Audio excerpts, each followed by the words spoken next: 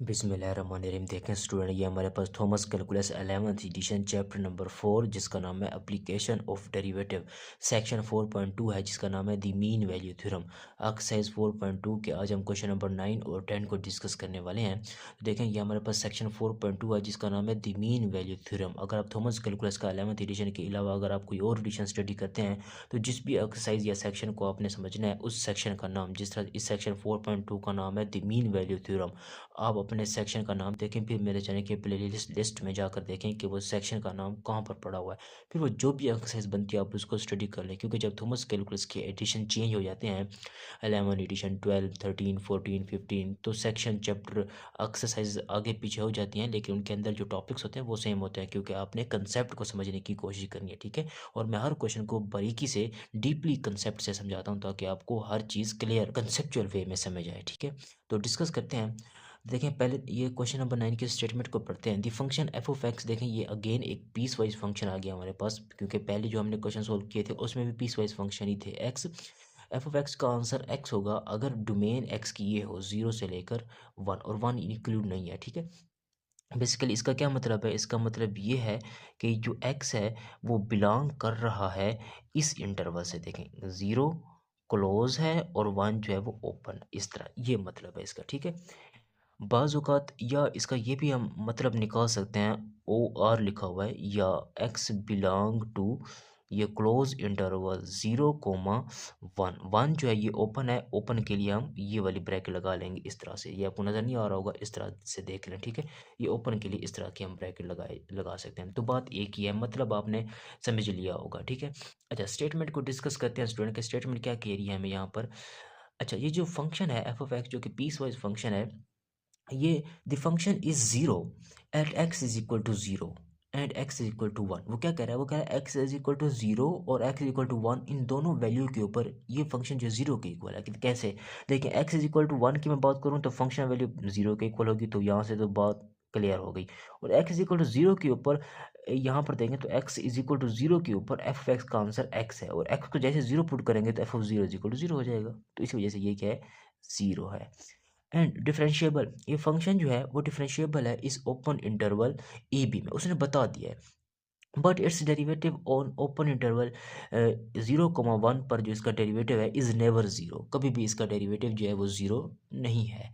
ठीक है, क्योंकि देखें ना, इसका हम डेरिवेटिव लेंगे तो यहाँ पर क्या आ जाएगा? यहाँ पर 1 आ जाएगा। ठीक है, यहाँ पर तो 0 ही रहेगा हमेशा, तो इस वजह से डेरिवेटिव जो है कभी भी यहाँ पर 0 नहीं हो सकता। ये अब आपके पास डेरिवेटिव जो है इस वजह से कह रहा है कि देखें ओपन इंटरवल 0 और 1 को निकाल दूँ तो दरमियान वाले नंबर ऑफ एलिमेंट 0.1 0.2 0.3 में पुट करूँगा तो उसके लिए इसका फंक्शन का फर्स्ट डेरिवेटिव जो है वो कभी भी 0 नहीं होगा, ये कह रहा है। ठीक है, क्यों 0 नहीं होगा भाई? क्योंकि उसका फर्स्ट डेरिवेटिव यहाँ पर 1 के इक्वल आ जाएगा, हमेशा 1 ही रहेगा वो। How can this be? Does Rolle theorem say the derivative has to be 0 somewhere in open interval 0, 1? Give reason for your answer. अब ये रोल थ्योरम क्या है? इस रोल थ्योरम को हम डिस्कस करते हैं। तो ये रोल थ्योरम डिस्कस करने से पहले हम डिस्कस कर लेते हैं कि फंक्शन जो है वो कंटिन्यूअस कब होता है। ये चीज़ें हमने पहले भी डिस्कस की थी पहली 2 वीडियोज़ में, अब भी मैं दोबारा डिस्कस कर लेता हूँ ताकि क्वेश्चन जो है वो क्लियर वे में समझ आए। किसी फंक्शन एफ ऑफ एक्स को हम एक्स इज इक्वल टू ए के ऊपर कहेंगे कि वो कंटिन्यूअस है। ये ए जो है ये आपके पास क्या होगा? इस फंक्शन की कोई ना कोई डोमेन होगी, ये ओ ए वाला पॉइंट उसी डोमेन में से ही होगा। इस वजह से मैंने लिखा कि a belong to domain of the function f. ठीक है ना, इस फंक्शन की डोमेन से कोई पॉइंट उठाएंगे और उस पॉइंट के ऊपर ये कोई आर्बिट्रेरी पॉइंट होगा। ठीक है, उस पॉइंट के ऊपर कहेंगे कि फंक्शन जो है कंटिन्यूअस है अगर ये 3 कंडीशन जो है वो सेटिस्फाई हो जाए। पहली, उस फंक्शन में एक्स की जगह मैं वो पॉइंट पुट कर दूं तो वो वैल्यू डिफाइन होनी चाहिए, एग्जिस्ट करनी चाहिए फंक्शनल वैल्यू। ठीक है, और दूसरी condition left hand limit right hand limit के बराबर होना चाहिए। ठीक है, तो ये लेफ्ट हैंड लिमिट है और ये राइट हैंड लिमिट है। एक्स अपोजिट टू ए के ऊपर नेगेटिव साइन जो कि लेफ्ट हैंड लिमिट को रिप्रेजेंट करता है, एक्स अपोजिट टू ए के ऊपर पॉजिटिव साइन जो कि राइट हैंड लिमिट को रिप्रेजेंट करता है। अगर लेफ्ट हैंड लिमिट और राइट हैंड लिमिट बराबर हैं तब हम जाकर कहेंगे कि लिमिट एक्स अप्रोचेस टू ए के ऊपर खाली है, ये कुछ भी नहीं है, पॉजिटिव नेगेटिव नहीं है। ठीक है, पॉजिटिव नेगेटिव दोनों बराबर हो जाएंगे तब हम कहेंगे limit x approaches to just A, F of X exist करता है। ठीक है, अब इसका जो आंसर आएगा वही आंसर इसका होना चाहिए, बराबर होना चाहिए। यानी कि पहली कंडीशन का जो आंसर है और दूसरी कंडीशन का जो आंसर है वो दोनों बराबर होने चाहिए। ये देखें, इस वजह से मैंने ये लिखा हुआ है बराबर होंगे। डेट इस बात का क्या मतलब है? Limiting value of a function, value of a function, ये देखें limit of a function value of a function, या दूसरे अल्फाज में limiting value, functional value. Limiting value है ये, और ये फंक्शन वैल्यू, दोनों बराबर होने चाहिए, ठीक है। तब अब आप जाकर कहेंगे कि डोमेन से उठाया हुआ वो पॉइंट जो कि आर्बिट्रेरी था, उस पॉइंट के ऊपर फंक्शन जो है वो कॉन्टिन्यूस है। अगर उस पॉइंट के ऊपर फंक्शन कॉन्टिन्यूस है तो इसका मतलब है गिवन इंटरवल या given domain, whole complete domain के ऊपर हमारा फंक्शन जो है वो कॉन्टिन्यूस है, क्योंकि ए पॉइंट आपने आर्बिट्रेरी चूज किया हुआ होगा, ठीक है। अच्छा, अब यहाँ पर एक बारीकी वाला ये 3 डॉट्स में मैंने ये लिखा हुआ है कि X opposite to A negative sign का मतलब है एक्स जो है वो ए से छोटा है। यहाँ पर ए के ऊपर पॉजिटिव साइन का मतलब है एक्स जो है वो ए से बड़ा है और वो उस तरह से अप्रोच कर रहा है, ठीक है। यानी पॉजिटिव साइड से लिमिट अप्रोच हो रही है, और यहाँ पर नेगेटिव का मतलब है नेगेटिव साइड से लिमिट अप्रोच हो रही है, ठीक है। अच्छा, बाज़ औक़ात क्या होता है कि बाज़ क्वेश्चन ऐसे भी आ जाते हैं जिसमें हमें लेफ्ट हैंड लिमिट नहीं मिलती या राइट हैंड लिमिट हमें नहीं मिलती। लेट्स सपोज हमारे पास राइट हैंड लिमिट नहीं है, हमारे पास जस्ट लेफ्ट हैंड लिमिट है, तो यहाँ पर फिर कौन सा साइन आ जाएगा, माइनस लेफ्ट हैंड साइड का साइन आ जाएगा। तो limit x opposite to a minus f of x equal to F of a. अगर हमारे पास लेफ्ट हैंड लिमिट है, हमारे पास नहीं है, जस्ट राइट हैंड लिमिट है हमारे पास, ठीक है। राइट हैंड लिमिट का आंसर कोई ना कोई फाइनाइट नंबर आ चुका है, तो हम क्या कहेंगे, लिमिट एक्स अपोजिट टू ए के ऊपर प्लस लगा देंगे और यहाँ पर भी ए के ऊपर प्लस लगा देंगे। बस ये वही चीज़ें मैंने दोबारा यहाँ पर लिख दी हैं, ये देखें। If we do not have right hand limit, we have only left hand limit, हमारे पास जस्ट लेफ्ट हैंड लिमिट हो बस, तो फिर हम क्या कहेंगे, limit x approaches to A negative f of x is equal to F of a. ये देख, बिल्कुल सेम इसी मेथड से अगर हमारे पास लेफ्ट हैंड लिमिट नहीं है और राइट हैंड लिमिट है जस्ट, ठीक है ना, तो हम वही कंडीशन लगा देंगे, ए के ऊपर पॉजिटिव साइन आ जाएगा और ये लिख देंगे, ठीक है ना। थर्ड कंडीशन में ये आ जाएगा। तो अब हम डिस्कस करते हैं रोल थ्योरम को। रोल थ्योरम क्या बोलता है स्टूडेंट, सपोज कर लिया कि वो फंक्शन है y is equal to F of X, वो कंटिन्यूस है at every point of the close interval. ये देखें, इस क्लोज इंटरवल के हर पॉइंट के ऊपर फंक्शन जो है वो हमारा कंटिन्यूस है। कंटिन्यूस कब होता है, ये अभी मैंने आपको बताया। और डिफरेंशिएबल है। डिफरेंशिएबल होने का क्या मतलब है, डिफरेंशिएबल होने का मतलब सिंपल सा डेरिवेटिव है, जो हम थर्ड चैप्टर में पढ़ चुके हैं कि फंक्शन जो है वो डिफरेंशिएबल है, फंक्शन का डेरिवेटिव एग्जिस्ट करता है ओपन इंटरवल के हर पॉइंट के ऊपर, ठीक है। पहला हाइपोथेसिस फंक्शन जो है क्लोज इंटरवल के हर पॉइंट के ऊपर कंटिन्यूस हो, और दूसरा हाइपोथेसिस ये कहता है फंक्शन जो है वो ओपन इंटरवल के हर पॉइंट के ऊपर डिफरेंशिएबल हो। इफ और थर्ड हाइपोथेसिस का ये कहता है कि अगर F of A F of B के इक्वल हो जाता है, मतलब एंड पॉइंट के ऊपर जो फंक्शनल वैल्यू है वो दोनों बराबर हों, फिर आप ये कहेंगे then there is at least one number C. फिर आपके पास कम से कम एक ऐसा नंबर सी तो ज़रूर होगा इस ओपन इंटरवल में कि जिस पर फंक्शन का फर्स्ट डेरिवेटिव जो है वो ज़ीरो देगा आंसर, ठीक है। कि अगर मैंने इसी बात को स्टूडेंट, मैंने इसी बात को इस दूसरे अल्फाज में हाइपोथेसिस की सूरत में इस तरह से लिख दिया है। ये वही डेफिनेशन है, दोबारा लिख दिया मैंने ब्लैक कलर में। पहला हाइपोथेसिस क्या है, फंक्शन जो है क्लोज इंटरवल में कंटिन्यूस हो। दूसरा हाइपोथेसिस क्या है, फंक्शन जो है वो ओपन इंटरवल में डिफरेंशिएबल हो। थर्ड हाइपोथेसिस आपके पास ये होना चाहिए कि F of A is equal to F of function value end point के ऊपर बराबर होना चाहिए। बस यही तीन हाइपोथेसिस हैं, ये वाला हाइपोथेसिस नहीं है हमारा, ठीक है। ये तीन हाइपोथेसिस अगर हैं, फिर हमारे पास लाजमी तौर पर इस ओपन इंटरवल में कम से कम ऐसा पॉइंट सी ज़रूर होगा, सी जनरल कह रहा हूँ ना, इस ओपन इंटरवल में कोई ऐसा सी जनरल पॉइंट ज़रूर होगा कि जिस पर फंक्शन का फर्स्ट डेरिवेटिव जो है वो क्या देगा, आंसर ज़ीरो देगा। कम से कम ऐसा ज़रूर होगा। ये देखना, एटलीस्ट वन की बात करें, ज़्यादा भी हो सकते हैं, दो भी हो सकते हैं, तीन भी हो सकते हैं, लेकिन एक एलिमेंट तो लाजमी होगा इस ओपन इंटरवल में जिस पर फंक्शन का फर्स्ट डेरिवेटिव जो है वो ज़ीरो होगा। तो बेसिकली एक इंटरेस्टिंग बात है हमारे लिए, ठीक है। अच्छा, अब हम चेक करेंगे कि गिवन स्टेटमेंट में वो क्या कह रहा था, फिर हम इसके रोल्स थ्योरम के हाइपोथेसिस को स्टेप बाय स्टेप डिस्कस करने के बाद चेक करते हैं। तो स्टूडेंट यहाँ पर रोल थ्योरम के हाइपोथेसिस को चेक करना है, तो सबसे पहले हमें ये देखना है कंटिन्यूटी। तो सबसे पहला हाइपोथेसिस रोल थ्योरम का कंटिन्यूटी थी कि फंक्शन जो है वो क्लोज इंटरवल के ऊपर क्या होना चाहिए, कंटिन्यूस होना चाहिए। तो इन दोनों का अगर मैं क्लोज इंटरवल कंसीडर करूँ, जीरो से लेकर वन ये है, वन से छोटा एक्स में सारी वैल्यू ये है और वन के इक्वल ये है, तो मतलब इसका क्लोज इंटरवल बनेगा जीरो से लेकर वन तक, ठीक है। तो मैं यहाँ पर लिखता हूँ कंटिन्यूटी ऑन क्लोज इंटरवल 0, 1, ये मैंने लिख दिया। तो सबसे पहले हम कंटिन्यूटी चेक करते हैं। Let's suppose X is equal to one के ऊपर, क्योंकि रोल थ्योरम का पहला हाइपोथेसिस ये बोलता था कि फंक्शन जो है वो इस क्लोज इंटरवल के हर पॉइंट के ऊपर कंटिन्यूस होना चाहिए। तो इस क्लोज इंटरवल का हर पॉइंट से मुराद ये है, इसके अंदर वन भी तो पड़ा हुआ है, तो वन के ऊपर X is equal to one के ऊपर हम कंटिन्यूटी को चेक करते हैं स्टूडेंट, ठीक है। अच्छा, तो कंटिन्यूटी की तीन कंडीशन थी ना, तो उसकी पहली कंडीशन क्या बोलता था आपको, पहली कंडीशन उसका ये है हमारे पास के X is equal to one के ऊपर एफ ऑफ एक्स का आंसर क्या है आपके पास, ज़ीरो है स्टूडेंट, ठीक है। एफ ऑफ एक्स का आंसर क्या है, ज़ीरो है।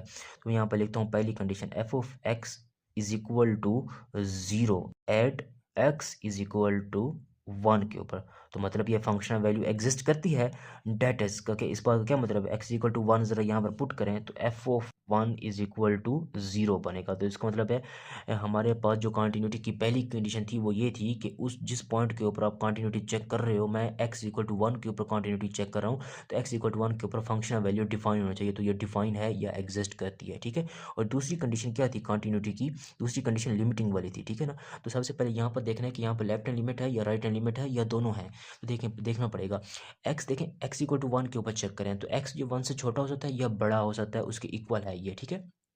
अगर x 1 से छोटा है तो लेफ्ट हैंड लिमिट है, और लेफ्ट हैंड लिमिट हमें यहाँ पर मिल जाती है, ये देखें ये पड़ी हुई है लेफ्ट हैंड लिमिट, ठीक है ना, ये देखें। और x जो है वो 1 से बड़ा अगर हम लें तो बेसिकली वो राइट हैंड लिमिट की मैं बात कर रहा हूँ। तो राइट हैंड लिमिट जो है वो यहाँ पर हमें नज़र ही नहीं आ रही, x जो है वो 1 से बड़ा यहाँ पर है ही नहीं। तो यहाँ पर सिर्फ और सिर्फ लेफ्ट हैंड लिमिट है, ठीक है। और मैंने आपको ये बात बताई है कि जब आपके पास लेफ्ट हैंड लिमिट हो और राइट हैंड लिमिट ना हो तो उसके लिए कंटिन्यूटी को किस तरह से चेक करते हैं वो मैं आपको फिर बता देता हूँ। ये देखें, अगर हमारे पास राइट हैंड लिमिट नहीं है, जस्ट हमारे पास लेफ्ट हैंड लिमिट है, तो उसके लिए ये कंडीशन होनी चाहिए आपके पास सेटिस्फाई कि limit x approaches to a minus left hand limit f of x f of a के इक्वल होनी चाहिए। तो ये कंडीशन हम चेक करते हैं स्टूडेंट। तो पहले मैं लिमिटिंग वैल्यू निकाल लेता हूँ, लिमिट x अप्रोचेस टू ए क्या है हमारा यहाँ पर 1 है ना, 1 के ऊपर कंटिन्यूटी को चेक करें क्योंकि 1 इस क्लोज इंटरवल में पड़ा हुआ है। और आपके पास क्योंकि राइट हैंड लिमिट नहीं है तो लेफ्ट हैंड लिमिट लगा लेता हूँ माइनस का sign f of x। Basically इस बात का क्या मतलब है, मैं यहाँ पर 3 डॉट से शो करवा देता हूँ, 3 डॉट से, वैसे लिखने की जरूरत नहीं है, ये मैं आपके समझाने के लिए लिख रहा हूँ, ठीक है। कि x जो है वो बेसिकली ये x जो है वो 1 से यहाँ पर छोटा है, इस बात का ये मतलब है, माइनस का साइन का मतलब है x जो है 1 से छोटा है यहाँ पर। और x जब 1 से छोटा हो, ये देखें यहाँ पर x 1 से छोटा है ना, तो वैल्यू क्या है f ऑफ x की, x के इक्वल है। तो यहाँ पर मैं लिखूंगा limit x approaches to 1, left hand limit, और ये एफ एक्स किसके इक्वल है स्टूडेंट, एक्स के इक्वल है, ठीक है। तो ये देखें एक्स, अब इसकी वैल्यू क्या होगी आपके पास, एक्स की जगह या 1 पुट कर दें यहाँ पर, तो वैल्यू क्या निकल आएगी, 1 निकल आएगी, ये इस तरह से, ठीक है। अब थर्ड कंडीशन क्या होती है कि थर्ड कंडीशन हमें ये बोलता था कि जो आपके पास कंटिन्यूटी की थर्ड कंडीशन हमने डिस्कस किया है ना कि पहली और दूसरी कंडीशन बराबर हो जानी चाहिए। तो पहली कंडीशन क्या है आपके पास, f of 1 is equal to 0, क्या ये बराबर है, इस second condition limit x approaches to 1 f of x equal to 1 बराबर नहीं है। तो इसका मतलब फंक्शन जो है इस क्लोज इंटरवल के हर पॉइंट के ऊपर कंटिन्यूस नहीं है, क्योंकि हमने आर्बिट्रेरी एक पॉइंट 1 लिया था कि जिसके ऊपर हम कंटिन्यूटी को चेक कर रहे हैं, और वो कंटिन्यूटी की कंडीशन, दोनों कंडीशन जो है, तीनों कंडीशन जो है कंटिन्यूटी की फेल हो गई है, ठीक है। तो मैं यहाँ पे लिखता हूँ थर्ड कंडीशन क्या है कंटिन्यूटी की, कि limit x approaches to 1, left hand side से आपने ली है f ऑफ x, जिसका आंसर क्या आया है, 1 आया है। और वो 1 जो है, और वो किसके इक्वल होना चाहिए, जो सेकंड कंडीशन फर्स्ट कंडीशन के बराबर होना चाहिए, वो किसके इक्वल होना चाहिए स्टूडेंट, f ऑफ पहली कंडीशन के f ऑफ 1 के इक्वल होना चाहिए। और f ऑफ 1 का आंसर क्या है स्टूडेंट, आपके पास f ऑफ 1 का आंसर देखें 0 के इक्वल आया है। क्या 0 इक्वल होता है 1 के, नहीं हो इक्वल होता 1 के, 0 तो 1 के इक्वल नहीं होता। तो इसका मतलब ये हुआ कि कंटिन्यूटी की तीसरी कंडीशन यहाँ पर फेल हो गई है, ठीक है। तो इसी वजह से हमारा फंक्शन जो है, जो कि पीस वाइज फंक्शन था, वो इस क्लोज इंटरवल के हर पॉइंट के ऊपर कंटिन्यूस नहीं है, क्योंकि हमने इसके अंदर एक आर्बिट्रेरी पॉइंट 1 उठा के देख लिया, उसके ऊपर चेक किया, तो कंटिन्यूटी की तीसरी कंडीशन फेल हो जाती है। तो इसका मतलब ये हुआ कि रोल थ्योरम का जब पहला हाइपोथेसिस ही यहाँ पर सेटिस्फाई नहीं हो रहा, तो दूसरा हाइपोथेसिस तीसरा हाइपोथेसिस के ऊपर जाने की जरूरत ही नहीं है हमें, ठीक है ना।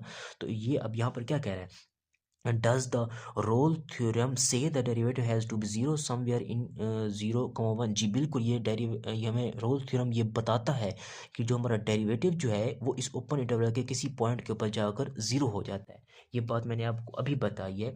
ये अगर आप यहाँ पर गौर करें तो यहाँ पर देखें, जो रोल थ्योरम यही बताता है हमें कि ये देखें कि डेरिवेटिव जो इस ओपन इंटरवल के किसी पॉइंट के ऊपर जाकर जीरो हो जाता है, लेकिन ये उसी वक्त जीरो होगा ना जब पहली कंडीशन सेटिस्फाई होगी, दूसरी कंडीशन सेटिस्फाई होगी, और तीसरी कंडीशन भी सेटिस्फाई होगी। लेकिन यहाँ पर तो हमारे पास पहली कंडीशन ही कंटिन्यूटी की फेल हो जाती है, पहली कंडीशन ही सेटिस्फाई नहीं हो रही।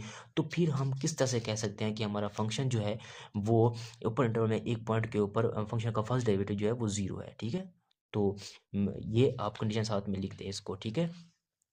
तो यहाँ पर मैं लिखता हूँ the given function does not satisfy the one hypothesis या first hypothesis of the Rolle's theorem.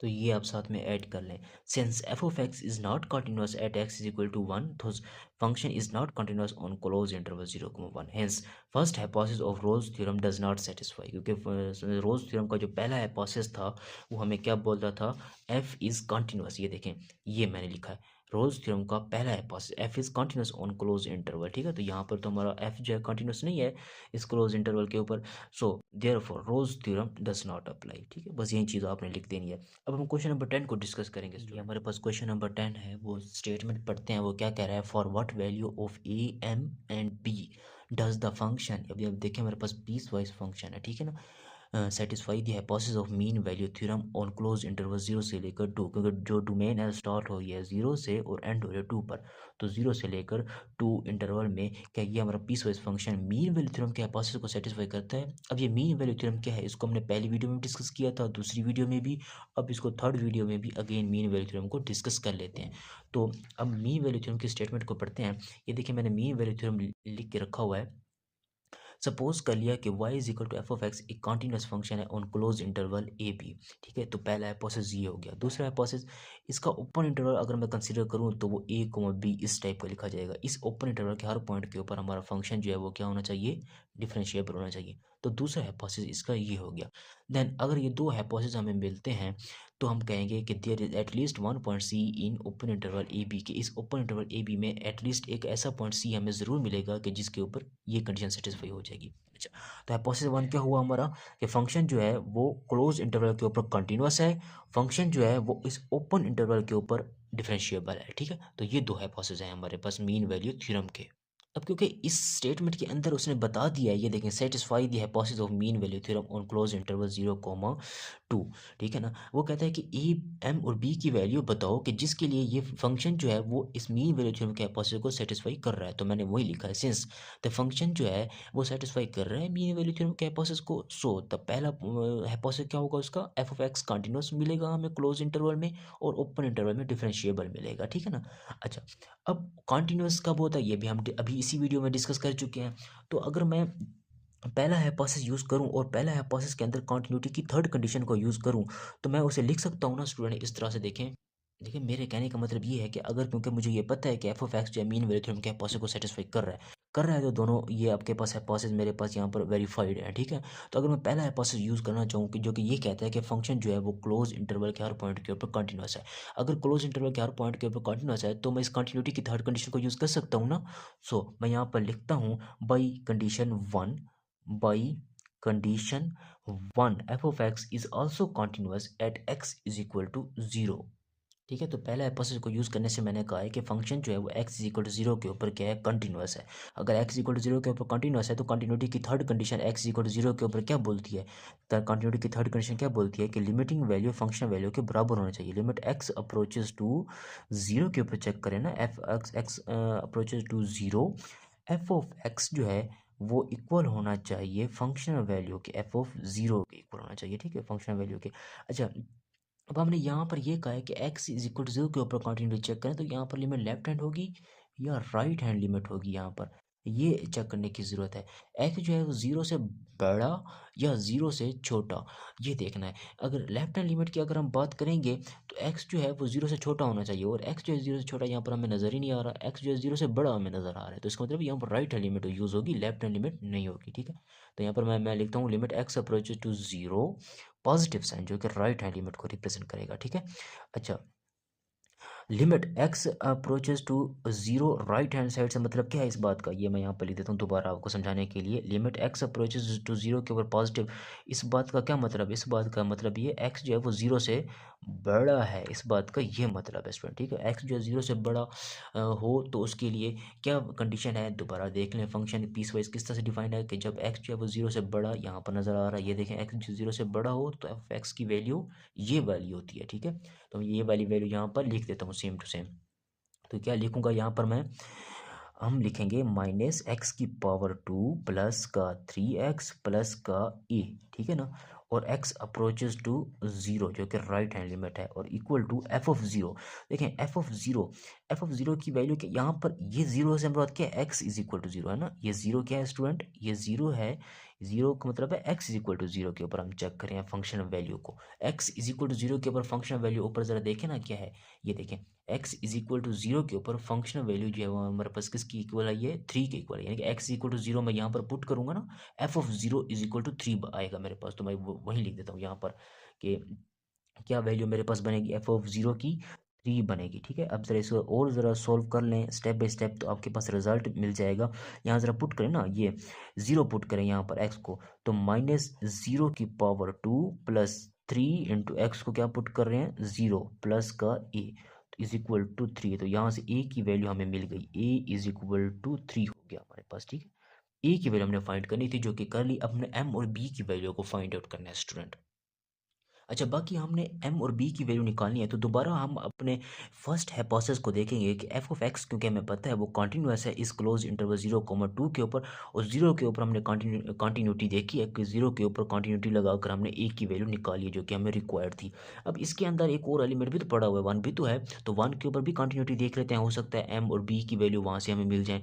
तो कॉन्टिन्यूटी चेक करते हैं 1 के ऊपर। सो मैं लिखता हूँ by condition 1, f of x is also continuous at x is equal to 1। ठीक है ना, by third second condition of continuity हम यूज़ करने वाले हैं। फिर बिल्कुल सेम उसी मेथड से जिस तरह से x इक्वल टू 0 के ऊपर कॉन्टिन्यूटी चेक की थी, वहीं अगेन x इक्वल टू 1 के ऊपर उसी मेथड से चेक करेंगे। मैंने लिखा बाई कंडीशन 1 क्योंकि हमारे पास कंडीशन 1 क्या है, बेसिकली वो हाइपोथेसिस 1 है, पहला हाइपोथेसिस, जो कि ये कहता था कि हमारे पास ये देखें पहला हाइपोथेसिस, क्योंकि हमें पता है कि फंक्शन जो है मीन वैल्यू थ्योरम के हाइपोथेसिस को सेटिस्फाई करता है। तो पहला हाइपोथेसिस ये था कि फंक्शन जो है क्लोज इंटरवल के हर पॉइंट के ऊपर कॉन्टिन्यूस होना चाहिए। तो 0 के ऊपर कॉन्टिन्यूटी हमने लगाकर a की वैल्यू निकाल ली। अब 0 के आगे 1 है, तो 1 के ऊपर हम कॉन्टिन्यूटी को यूज़ करेंगे। तो मैंने यहाँ पर लिखा हुआ है, सो बाई कंडीशन 1 जो कि हाइपोथेसिस 1 है, f of x is also continuous at x equal to 1।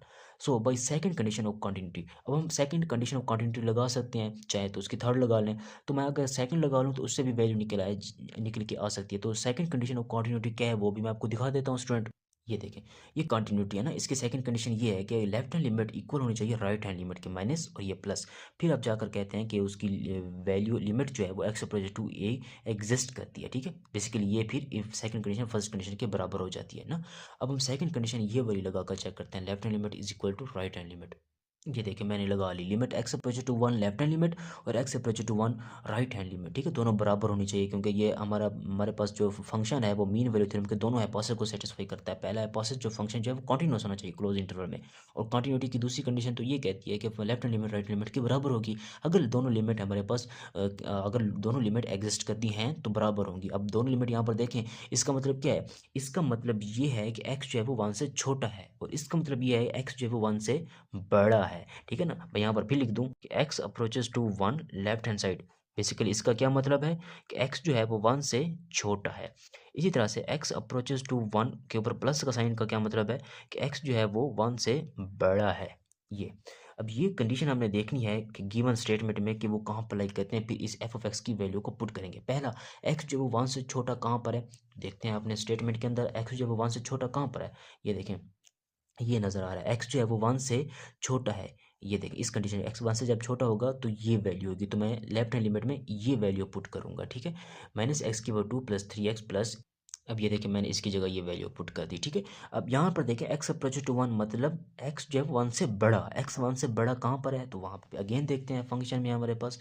तो देखें जिस तरह से फंक्शन हमारे पास डिफाइन है, ये देखें x जो है वो 1 से बड़ा ये नज़र आ रहा है हमें यहाँ पर। ठीक है ना, x जो 1 से बड़ा है यहाँ पर, इक्वल भी है और उनसे बड़ा भी हो सकता है। तो एम एक्स प्लस बी है, एफ ऑफ एक्स क्या है उसके बाद एम एक्स प्लस बी है, तो मैं यहाँ पुट करता हूँ। तो यहाँ पर लिखें जी एम एक्स प्लस का बी। अब यहाँ पर जरा वैल्यू को पुट करें स्टेप बाय स्टेप। देखिए अब लिमिट अप्रोच करवाएं, एक्स की वैल्यू क्या पुट करेंगे यहाँ पर 1, तो 1 की पावर 2 प्लस 3 इंटू 1 प्लस, ये नेगेटिव पुट नहीं करना, ये नेगेटिव का जस्ट ये मतलब है कि ये लिमिट जो है वो लेफ्ट हैंड साइड से आ रही है, और ये 1 का मतलब है लिमिट जो है वो एक रियल लाइन में राइट हैंड साइड से आ रही है, बस ये साइन नहीं है। ठीक है, यूँ समझ लें आप। अच्छा, इज इक्वल टू, उसके बाद यहाँ पर m को मैं वैसे लिख देता हूँ, x की जगह क्या पुट करना है 1 प्लस का b। अब आप इसे सोल्व कर लें तो देखें ये वैल्यू निकल आएगी आपके पास, माइनस का 1 प्लस का 3 यानी कि 2। ठीक है, और ये a की वैल्यू आपने क्या निकाली हुई है, 3 निकाली हुई है देखें, और प्लस का 3 is equal to m plus का b। सोल्व कर लें तो आ जाएगा m प्लस का b is equal to 5। Equation number इसे आप बना लो, कोई मैं कैपिटल a का नाम दे देते हो तो इसे। ठीक है, अब हमने m और b की वैल्यू को निकालना है स्टूडेंट किसी ना किसी तरीके से। अब अगर मैं यहाँ पर दोबारा अपने मीन वैल्यू थ्योरम के हाइपोथेसिस को देखना चाहूँ, तो मैं अगर सेकंड हाइपोथेसिस को देखूँ तो फंक्शन जो है वो इस ओपन इंटरवल में डिफरेंशिएबल है। 0 और 2 तो नहीं है, लेकिन इसके अंदर 1 तो पड़ा हुआ है ना, तो 1 के ऊपर फंक्शन जो है हमारा डिफरेंशिएबल है। इसका मतलब है फंक्शन का डेरिवेटिव 1 के ऊपर एग्जिस्ट करता है। डेरिवेटिव क्या है? बेसिकली एक फंक्शन ही है ना, डेरिवेटिव भी तो एक फंक्शन ही होता है। अगर फंक्शन का डेरिवेटिव एग्जिस्ट करता है एट एक्स इक्वल टू 1 के ऊपर, तो उसका मतलब है वो 1 के ऊपर चाहे लेफ्ट हैंड लिमिट लगाएं आप राइट हैंड लिमिट लगाएं, वो बराबर ही होगा, ठीक है ना। तो मैं वहीं अब डेरिवेटिव को डिफरेंशिएबल, ये डिफरेंशिएबल है ना, तो मैं उसको चेक कर लेता हूँ एट एक्स इक्वल टू 1 के ऊपर। तो यहाँ पर मैं क्लेरिफिकेशन के लिए लिख देता हूँ स्टूडेंट। अच्छा, अब अगर यहाँ पर गौर करें, उसका सेकंड हाइपोथेसिस हमें मीन वैल्यू थ्योरम का ये बोलता था कि फंक्शन जो है वो ओपन इंटरवल 0,2 के हर पॉइंट के ऊपर डिफरेंशिएबल है। ओपन इंटरवल कौन सा था? 0,2। पहले वो क्लोज के लिए तो वो कंटिन्यूटी चेक करते हैं ना, ओपन के लिए तो हम डिफरेंशिएबिलिटी चेक करते हैं। तो 0 और 2 तो इसका नहीं है, इसके अंदर 1 तो है ना, तो इसका मतलब ये हुआ कि सेकंड कंडीशन को यूज़ करते हुए हम कह सकते हैं कि फंक्शन जो है वो डिफरेंशिएबल है एट एक्स इक्वल टू 1 के ऊपर। अच्छा, differentiable at x equal to 1 के ऊपर अगर मैं लिमिटिंग वैल्यू लगा लूँ, limit x approaches to 1, left hand side से लगा लूँ, f first derivative of x equal होगा, क्योंकि अब डिफरेंशिएबिलिटी की बात की जा रही है ना, limit x approaches to 1 right hand side से f of first derivative of x के बराबर हो जाएगा, ठीक है। क्योंकि फंक्शन जो है वो 1 के ऊपर हमारे पास क्या है? डिफरेंशिएबल है, क्योंकि ये मीन वैल्यू थ्योरम के हाइपोथेसिस यहाँ पर हमें सेटिस्फाई हो रहे हैं, और गिवन स्टेटमेंट के अंदर ये बात क्लियरली डिफाइन है कि हमारा फंक्शन जो है वो इस ओपन इंटरवल के हर पॉइंट के ऊपर क्या होगा? डिफरेंशिएबल होगा। अगर ओपन इंटरवल के हर पॉइंट के ऊपर डिफरेंशिएबल होगा, तो इसका मतलब लेफ्ट हैंड लिमिट और उसकी राइट हैंड लिमिट भी बराबर की जा सकती है, ठीक है ना। अच्छा, तो यहाँ पर फिर मैं क्या कहूँ, अब लिमिट इसे मैं लिख सकता हूँ जी, limit x approaches to 1, minus का साइन है, लेफ्ट हैंड लिमिट, ठीक है ना। और ये जिसे मैं लिख सकता हूँ जी, डेरिवेटिव को डी बाई डी एस लिख देता हूँ, और इसे मैं लिखता हूँ जी एफ ऑफ एक्स, इस तरह से, ठीक है ना, is equal to limit x approaches to 1, जो कि राइट हैंड लिमिट है, और इस फर्स्ट डेरिवेटिव ऑफ एक्स को मैं लिखूंगा डी बाई डी एक्स, ठीक है ना, जो कि डेरिवेटिव ही है बेसिकली। दूसरे अल्फाज में इस तरह भी लिखा जा सकता है, ठीक है। अच्छा, limit x approaches to 1 left hand side, इसका मतलब क्या है? ये डी बाई डी एक्स में वैसे लिख देता हूँ, ठीक है। इसका मतलब ये है कि एक्स जो है वो 1 से छोटा, और जब एक्स जो है वो 1 से छोटा हो, तब हम ये बात कह चुके हैं स्टूडेंट, मैं आपको पहले भी बताया है कि एक्स जब 1 से छोटा है, तब उसके बाद एफ ऑफ एक्स फंक्शन किस तरह से डिफाइंड है? वो डिफाइंड है माइनस एक्स की पावर 2 प्लस 3x प्लस का ए। ये तब देख सकते हैं, ठीक है, क्वेश्चन की स्टेटमेंट के अंदर। और फिर लिमिट एक्स अप्रोचेस टू 1, जो कि राइट हैंड लिमिट, बेसिकली इसका मतलब क्या है कि एक्स जो है वो 1 से बड़ा है, और जब एक्स 1 से बड़ा हो, तो उस तरह फंक्शन जो है वो किस तरह से डिफाइन है? वो है एम एक्स प्लस बी, ये इस तरह से डिफाइन किया गया है, ठीक है। अच्छा, अब इसको हम जरा सोल्व, इसका डेरिवेटिव ले लेते हैं और इसको स्टेप बाय स्टेप तरीके से सोल्व करने की कोशिश करते हैं स्टूडेंट, ठीक है। सबसे पहला डेरिवेटिव मतलब फर्स्ट डेरिवेटिव ही है ना, तो लिमिट एक्स अप्रोचेस टू 1, ये लेफ्ट हैंड साइड से आ रही है लिमिट, ठीक है, और ये माइनस एक्स की पावर 2, मतलब इसका डेरिवेटिव लेना है, तो ये माइनस का 2x और ये प्लस का 3x का डेरिवेटिव 1 हो जाएगा, और एक कांस्टेंट है उसका derivative 0, is equal to limit x approaches to 1, जो कि राइट हैंड साइड से आ रही है लिमिट, ठीक है। एम एक्स प्लस बी का डेरिवेटिव क्या होगा? वो होगा एम बाहर आ जाएगा, एक्स का डेरिवेटिव 1 और बी कांस्टेंट है, इसीलिए उसका डेरिवेटिव 0 हो जाएगा, इस तरह से, यूँ। अब इसे थोड़ा और सोल्व करने की कोशिश करें, तो एक्स की जगह मैं 1 1 पुट कर देता हूँ, तो -2 इंटू 1 प्लस का 3 इज इक्वल टू, ये देखें यहाँ पर एक्स है, एक्स तो है नहीं कि जिसकी जगह मैं 1 पुट करूँ तो m आ जाएगा, ठीक है। यहाँ this implies that m is equal to 1, तो m की वैल्यू क्या आ जाएगी? यहाँ से हमें क्लियरली 1 मिल जाएगी m की वैल्यू। अच्छा, अब m की वैल्यू 1 है, no from equation A, no by equation A. Equation A क्या कहता था हमें कि m प्लस बी किसके इक्वल था स्टूडेंट? 5 के इक्वल था, और m की वैल्यू आपने निकाली हुई है 1, b इज इक्वल टू 5, यानी कि b is equal to 5 minus 1, this implies that b is equal to 4। तो ये वैल्यूज हमने फाइंड करनी थी, जो कि कर ली, ठीक है। तो हमने क्वेश्चन की स्टेटमेंट के अंदर ये मेंशन था कि हमारा गिवन पीस वाइज फंक्शन जो है वो क्लोज इंटरवल 0,2 पर हम मीन वैल्यू थ्योरम के प्रोसेस को सेटिस्फाई कर रहा है, तो हमने उसी के मीन वैल्यू थ्योरम के प्रोसेस को यूज़ करके ए एम और बी की वैल्यू को निकाल लिया, ठीक है। एक आखिरी बात जो मैं बताना चाहता हूँ, कोई वीडियो समझ आ गई है आपको, क्लियर हो गया, तो कमेंट बॉक्स में ज़रूर बताएं। चैनल के ऊपर नए हैं तो रिक्वेस्ट है, चैनल को सब्सक्राइब करें, लाइक करें, शेयर करें, कमेंट करें। मिलते हैं नेक्स्ट वीडियो में, तब तक के लिए अल्लाह हाफिज़।